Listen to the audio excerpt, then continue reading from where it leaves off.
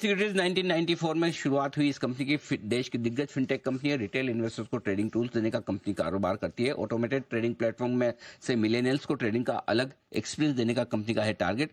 Option trading segment में 5% से ज्यादा मार्केट शेयर है और कंपनी के पास लगभग 38,000 से ज्यादा और एनबीएफसी में 68,000 से ज्यादा क्लाइंट्स हैं इस वक्त।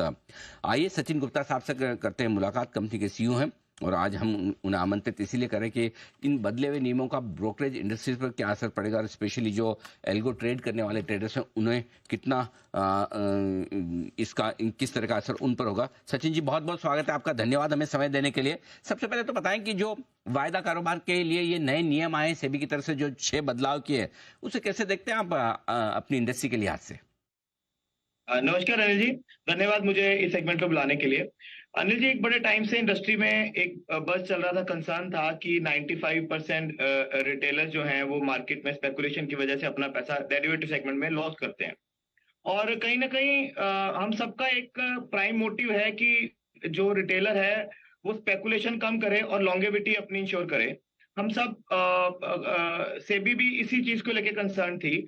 और ये जो 6 नियम आए हैं ये कहीं ना कहीं लंबे रन में ये इंश्योर कर रहे हैं कि जो छोटा निवेशक है, छोटा ट्रेडर है, वो बहुत ज्यादा स्पेकुलेटिव नहीं हो नेचर में और पैसा नहीं गवाए और लंबे समय में वो ट्रेडिंग बाजार में बना रहे। तो ये 6 जो नियम है सर, डेफिनेटली ये एक मार्केट को नई रूपरेखा देंगे और हम सबको इसको अडेप्ट करने में एक आध 2 क्वार्टर जाएंगे। बट अगर मैं लंबे अवधि में देखूं तो मुझे लगता है ये मार्केट के लिए स्पेशली कंपनीज लाइक अस जो कि एल्गो के ऊपर काफी ट्रेडिंग करती हैं, ये नेगेटिव नहीं है। मार्जिन्स बढ़ जाएंगे, वॉल्यूम थोड़े ड्रॉप होंगे, बट ओवरऑल बॉटम लाइन पे बहुत ज्यादा इम्पैक्ट एल्गो ट्रेडर्स के ऊपर मेरे को लगता नहीं आने वाला है लंबे समय में। एक Okay. 2 क्वार्टर लगेंगे।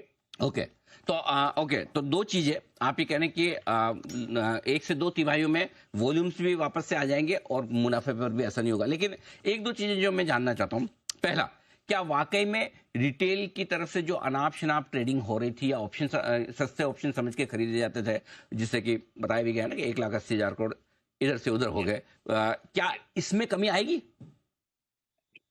सर, रिटेलर्स के साथ कमी जो रिटेलर्स है डेफिनेटली, जैसे सेबी ने कहा है कि मार्जिन उनको पहले से अपना कैश बाइंग के लिए पैसा प्रोवाइड करना पड़ेगा और एक्सपायरीज कम होंगी।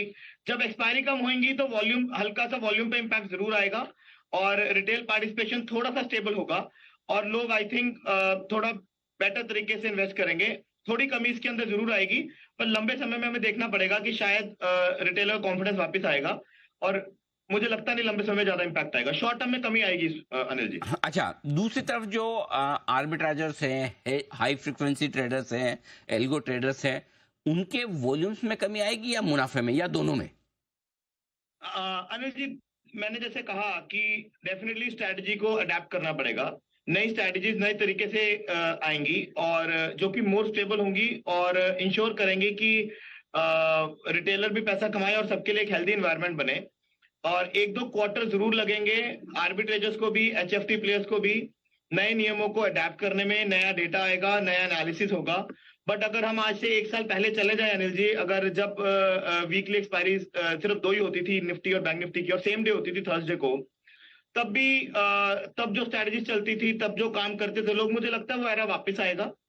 बट लंबे अवधि में मुझे नहीं लगता कि बहुत ज्यादा इम्पैक्ट मार्केट के ऊपर वॉल्यूम साइड से इसके ऊपर पड़ेगा सर। ओके, क्या मार्केट में लिक्विडिटी कम होगी इनकी वजह से, क्या ऐसा लगता है आपको?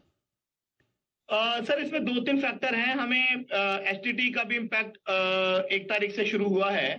काफी ऑप्शंस में एसटीटी बढ़ी है और ये सारे नियम भी नवंबर से इंप्लीमेंट हो रहे हैं। तो एक बार के लिए यस, लिक्विडिटी में इम्पैक्ट आएगा और हम लोग को थोड़ा सा लो वॉल्यूम 2-1 क्वार्टर के लिए देखने को मिलेगा। फिर धीरे धीरे चीजें वापस ओके, नॉर्मलाइज हो जाएंगे सर। तो सचिन जी, आखिरी सवाल मेरा आपसे ये कि अगर मैं आपकी कंपनी के बारे में पूछूं तो आप ये कह रहे हैं कि 2 तिमाहियों तक असर हो सकता है, अगर 2 साल की कमाई देखें तो आपकी प्रॉफिटेबिलिटी इस पर कोई फर्क नहीं पड़ेगा, राइट? मैं इसके ब्रॉडर एस्पेक्ट से लगता है थोड़ा सा टेक्निकल इश्यूज हैं या कनेक्टिविटी में शायद थोड़ी सी बैंडविड्थ कम है, तो हम सचिन जी को सुन नहीं पा रहे हैं। बट कुल मिलाकर सचिन जी का ये कहना है कि शॉर्ट टर्म में 3 से 6 महीने तक हो सकता है थोड़ा बहुत एडजस्ट करे मार्केट अपने आप को, लेकिन प्रॉफिटेबिलिटी लौट आएगी और ज़्यादा असर नहीं होगा। हाँ, लिक्विडिटी पर असर इस वजह से भी पड़ सकता है, एक तो एसटीटी बढ़ी है, इस बजट में जो बढ़ाई गई थी वो लागू हुई अभी, और दूसरा ये नियम भी आए तो उसका असर थोड़ा देखने को मिल सकता है। लेट्स सी क्या कुछ होता है, आगे देखेंगे इस पर भी। जी सचिन जी, अब आप बताएं जो मैं आपको पूछ रहा था आखिरी सवाल। जी मेरी आवाज आ पा रही है अनिल जी? जी जी बताएं। अनिल जी, ब्रॉडर एस्पेक्ट में देखें तो आज शेयर इंडिया में, जैसे आपने मेरे लिए क्वेश्चन पूछा, तो हेलो, मैं सुन पा रहा हूँ जी, बताएं सर। आज काफी काफी डिफरेंट सेगमेंट के अंदर शेयर इंडिया आज काम कर रही है। जैसे रिटेल एल्गो पे हम लोग काफी काम कर रहे हैं, एमटीएफ के ऊपर काफी काम कर रहे हैं। तो मुझे लगता है कि बाकी सेगमेंट सारे अच्छा ग्रो कर रहे हैं। ये जो एक ट्रेडिंग सेगमेंट है, एल्गो ट्रेडिंग का सेगमेंट है, इसमें 1-2 तिमाही तक हम लोग को अडेप्टेबिलिटी आएगा। बट ओवरऑल मुझे शेयर इंडिया के लिए ये नेगेटिव नहीं लग रहा है। और हम लोग का अगर पार्टिसिपेशन मार्केट में अच्छा रहेगा, मार्केट सिक्योर रहेगा, मार्केट में विश्वास लोगों का बढ़ेगा, तो डेफिनेटली उसका पॉजिटिव इफेक्ट ही हम लोगों पे रहने वाला है। तो मैं इस चीज को लेके बिल्कुल पॉजिटिव एटीट्यूड के साथ ही कंपनी की तरफ से आगे बढ़ रहा हूं, और हमें उम्मीद है आने वाले 1-2 क्वार्टर में हम लोग का रिजल्ट में कोई ज्यादा इंपैक्ट इसका नहीं रहेगा सर। बहुत बहुत धन्यवाद सचिन जी, समय दिया आपने और पूरा पर्सपेक्टिव दिया कि किस तरह से कंपनी पर और ब्रोकिंग इंडस्ट्री पर इसका असर पड़ सकता है।